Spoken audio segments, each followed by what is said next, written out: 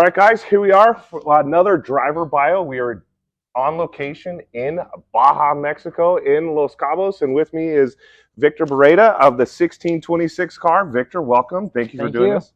Hello, everybody. Tell me a little bit about yourself, Victor. What got you started? How old were you? Man, how old I was? It was in 2002. So let's do the math. Yeah, okay. on that one. Yeah. But I think I was, what, 20 something? Okay. Yeah, when I started my first race. Okay. So you've been doing this for a while then? For a little bit, yep. Okay. Yep. All right. Tell us a little bit about your car. Well, the car it's an Alumacraft. I'm not exactly sure what year it was built. Maybe you know. It has a Mayer engine, Dave Foltz transmission, Fox shocks, and well, the rest of the kind of normal run-of-the-mill stuff you put on 16. Yeah, right. Well, your car's got a little bit more history to it. I mean, I don't know. This car actually used to belong to Rob McCachran, and dominated for a long time in this car. And now you're the proud owner of it. I mean, so it's got some lineage to it. It has some weight to it. Yeah, absolutely. So, are you enjoying it? Yeah, for sure. Yeah, yeah. Finally got all the little, all the stuff we were kind of battling with. Kind of tried to figure it out, and yeah, and just dial it in for the races down here, and really enjoying the car for sure. So I know that you used to race for a long time, and then you kind of took a little bit of a break. Now you're back into it. When did you pick this car up? I picked this car up, I think it was about 2 years ago from Reese. Okay. There in California. Just all of a sudden saw the post. He was listing it for sale. I wanted to kind of get into the single seat 16 cars back into again. So yeah, I kind of went from there. Just saw the post, called him up, and made a deal. All right. What was your first car? My first car was a Class 9. So I started. Oh wow. Okay. in the back beaters. So it was actually a Chenoweth chassis. Two-seater Chenoweth chassis that was kind of converted to a single-seater, so it had the where the co-pilot sat. They put the fuel tank in there. Oh wow, okay. So it was kind of a weird, right? car. Yeah. But so a single-seater. I started in that, raced it maybe for about a year or two. Okay. And the same guys that sold me that car had a single-seat Jimco. Class 9, which I was like totally in love with because they sold me that car to buy the Jimco. Okay, right. So and I was helping them out with one or two races. I think I went with it to Mexicali, and I think a year or two later they decided to sell the single seater, and I immediately jumped on the opportunity. So so I started on single seaters. Yeah, fantastic. Class 9. So you're a Los Cabos local down here. Do you like racing down here? I know you've raced up in the States and some of the score races. Tell me some of your favorite races and locations. Okay. Well, up in the U.S., the only race I've done would have been the September Moore race. The September Moore, exactly. Yeah. Okay. Lucerne Valley. That was the first one I did up there. The other ones were 2015 and 20. I think it was 2015 and 2016. 2015, we did the whole score championship in Class 1. Okay. A local team had a big sponsor, and they couldn't race their car, so they asked me to kind of pick up that year with my own Class 1 car. Okay. So we did the score championship that year, and other than that, just the local races here. Okay. The odd ones here and there. So, how does Lucerne Valley compare to like Baja, especially down here? Okay. That's a night and day difference. Is that right? For sure. It was definitely probably one of my favorite races I've ever done was the Lucerne Valley race. Really? Hands down. It was so much fun. Good. Well, I watch a lot of the videos from like the Baja Sur, was it the Rancho or the Rodeo that they do? Oh my gosh. Track race? The track races, the short course races and stuff. These guys are crazy down here. Yeah. They're I mean, it's full tilt on the floor. Have you done any of those races down here? I've done the short course. I've done a couple. Okay. Yeah, I've done a couple way back in the day, and I think I don't use this car for those. I bought a kind of single seater short course car. Okay. Up in California, and I brought it down here, and I've been doing the ones that are kind of appropriate for the car because some are pretty rough. Yeah. Okay. So if there's someone that some race that's kind of nice and flat, and it looks Mhm. like they're going to kind of grade it Okay. in between the bigger classes, then yeah, I usually do that one. But yeah, the races here are very different. They're faster pace. The roads here are, I wouldn't say like forestry service roads in the States, but similar. They're very fast graded Okay. roads. Compared to Lucerne, that is just turns to crap Yeah, yeah. after the first 10 seconds. Yes, Which I enjoyed a lot. That actually that's very Good. cool. Because here you'd have to, for us down here to go test the car like you could over there in Whoops, you'd have to travel probably 2.5 hours to 3 hours. Okay. I mean, I know over there that some people live pretty far from those places in the desert, but the races here usually don't have that kind of terrain. Okay. So it's different, and particularly in the 16 car, I think it's very enjoyable because that's where I think the car shines when you're in the air and cars jumping all over the place like a dirt bike. That's where it gets the adrenaline pumping. And oh yeah, absolutely. They've just got a lot in this class, absolutely. Mm-hmm. So you're saying that Lucerne, that race was one of your favorite races. What's one of your most memorable races? My most memorable race, I would have to say, was the 2007 Baja 1000. Okay. Yeah, I did that one. That was the first time I did such a long race, obviously in a Class 1600. Okay. It was a Curry 2-seater that I had back then. That was just a super cool adventure. Yeah, that was. Is that the one I heard you did with just you and one other driver?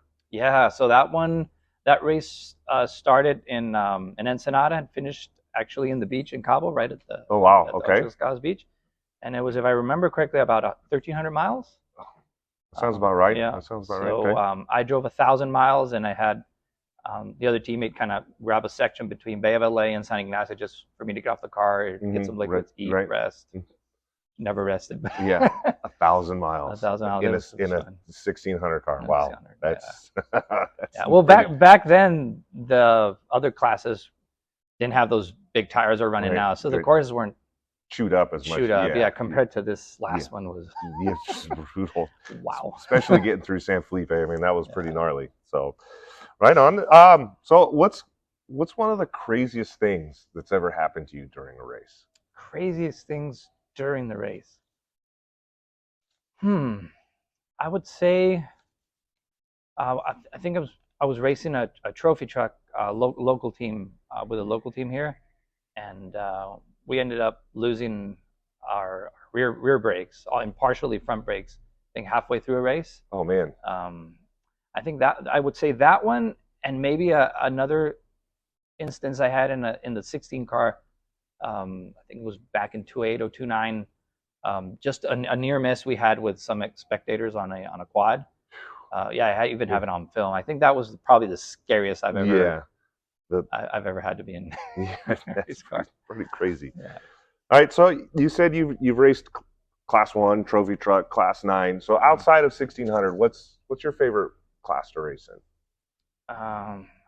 I would say my favorite one is 1600, but if I have to choose another one and money wasn't an object, obviously the trophy trucks. Something about those trophy trucks, man. Yeah, I mean, the one I was racing wasn't nothing compared to the ones that are racing now. Yeah.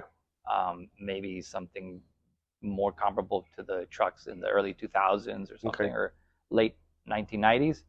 But they're just so easy to drive. Yeah. I mean, it's very easy. You drive it with your foot, and they turn very easily. They're just so docile. Yeah. Forgiving. They make you look really good. They're cool. I mean, not to say or knock on any of the drivers. I mean, they take a lot of guts to drive at the limit when you see the professional racers do it. But yeah, compared to a Class 1, in my opinion, with the bias of the weight and the rear engine and just the weights of the chassis, yeah, the trophy trucks they're butter. They're really cool. So you've been doing this for a long time. You've seen the progression of the class. I mean, drum brakes and everything else. If you could choose and change one thing in the class where it's at right now, would you do it? What would it be, or would you just leave everything the same? Well, yeah, that's a kind of complicated question, because for us down here, our roads and races aren't that rough. So I think we get a little more mileage and time off our parts than, for instance, Lucerne base I would probably go on a limb maybe and say it was as much as easy a year worth of racing here, maybe 2 worth of abuse. Oh wow! Compared to how we pound the cars here. Mostly here, you're just you're ringing out the motors, just high revving it all day long. Not so much the transmission. You get the unloading and loading of the tire going on the whoops. But I would probably look into or if I could change something, maybe the transmission. Just probably beef them up a bit. Reverse gear is obviously maybe useless during a race. Right. You get stuck or something, and just making that part a little bit more beefier. I think you get a little bit more money off her. So the 2D from Mindy or Weddell. I don't know. A little bird told me they were working on. Someone was working on this same really transmission with GM parts inside. Interesting. Yeah. Whoa. So, I don't know. So we get some insider information here. Maybe. That's what I keep hearing. They say we're going to test it in what's this upcoming race in May? That's coming down from the States. The NORA. Oh, okay, the NORA race. Mm-hmm. Okay. Yeah. So. Well, I know that. Interesting to hear. Most of the rule books, anything inside the gearbox is completely open in this in this class. It's just whatever you can fit inside of this case. Sure. So, well, interesting. Yeah. Hopefully they come out. Yeah.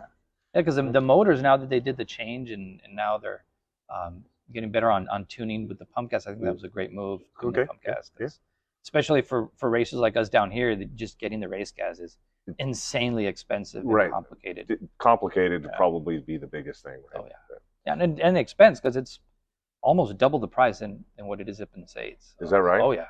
I think last time we were buying fuel, it was $13. So I mean, man, so you're talking almost $20 a gallon. No, it's really expensive. Yeah, it adds up fast. Yeah, absolutely. Yeah. So, what are there races that you like to go to just spectate? Not really. No, if I'm not racing, I really don't like going to watch. I'm a little bad on that one, but. Yeah. Well, when I come down here, you'll have to take me to one. Oh, definitely. Okay. Anytime. Right. Fantastic. Sure. So, through your racing career, have you had any mentors, maybe as a hero, somebody that you've looked up, or maybe just somebody that's helped you get through it and teach you a bunch of stuff? I wouldn't. It'd be very hard to pick just one person. Yeah.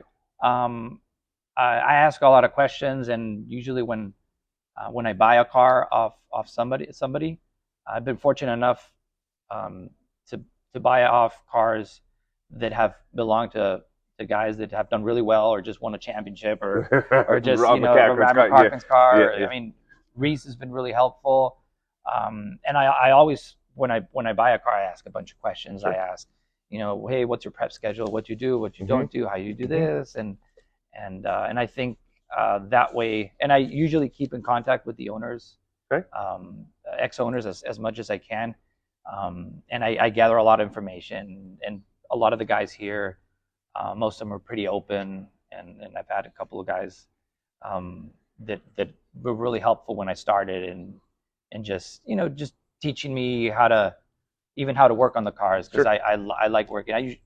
I prep my own cars when I can, so that has helped me understand how they work, and how much you can put pressure on the parts, or how much you use them without breaking them, and kind of gives you an understanding of how the 16s kind of how often to time them out, and exactly. Yeah. So and if in racing sense, I would think become a 16 car driver would immediately say Rob McCracken, because of his trajectory in racing and where he came from and all that stuff. Him, and also if I have to look, or not particularly heroes, but I really admire the guys that race the dirt bikes, and especially the Ironman class. Oh yeah. Oh, those guys. Whoa. That's something else. That's right. Yeah, absolutely. Those guys got some balls to them for sure. Yep. All right, so we're about done here, and I really appreciate your time. My pleasure.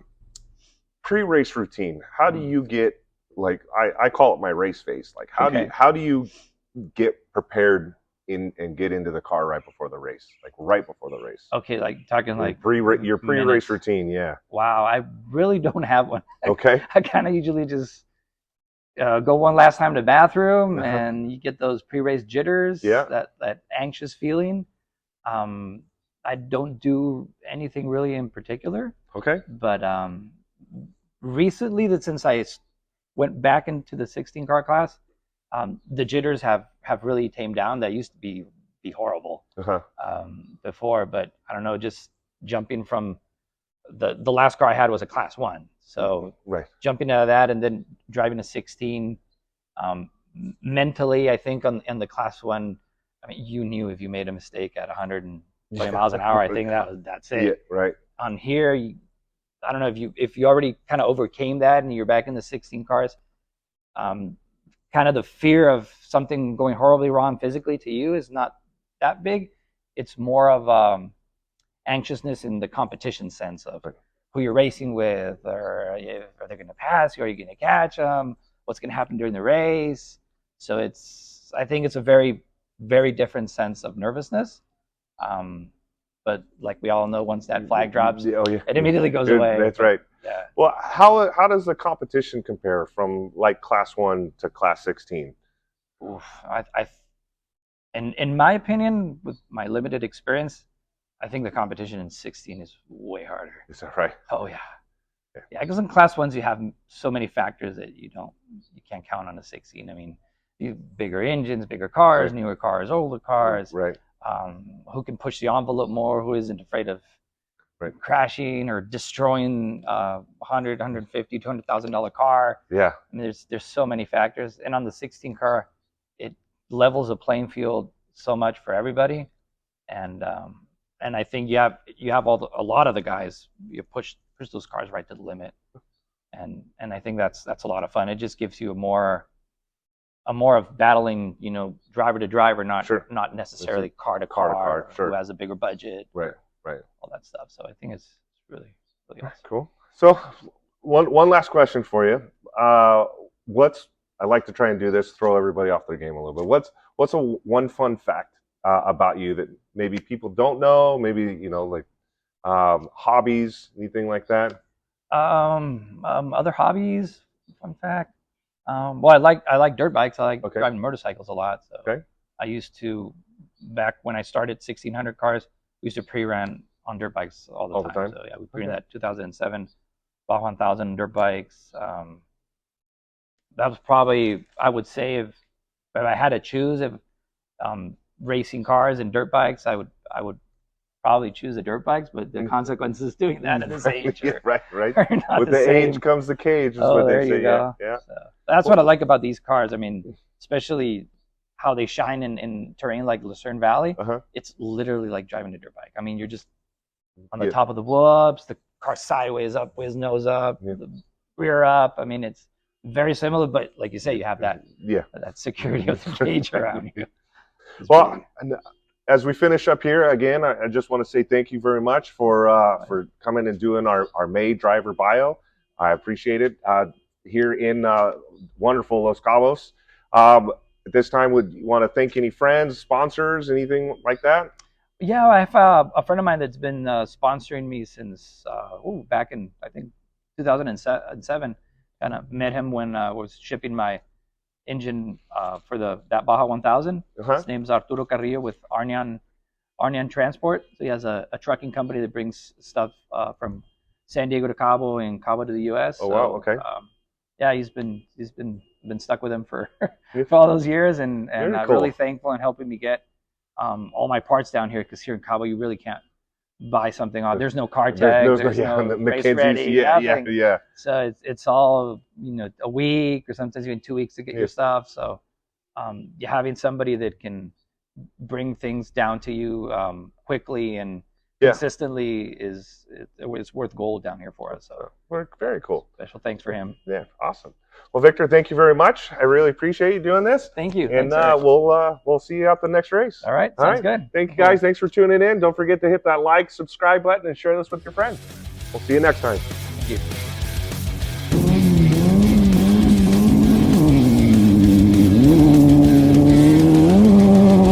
you.